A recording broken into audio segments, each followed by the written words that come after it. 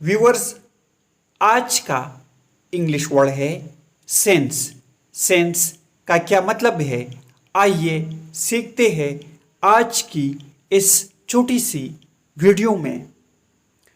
Sense means जब इस वक़्त से या इसके बाद। आइए इस वर्ड को सेंटेंसेस से समझ लेते हैं। He has had 2 jobs since he graduated. Graduation होने के बाद उसके पास 2 मुलाजमतें हैं।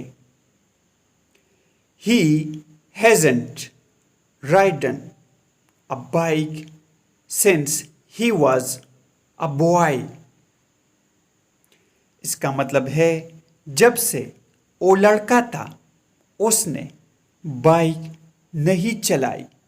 व्यूअर्स, वीडियो को लाइक और शेयर ज़रूर करें।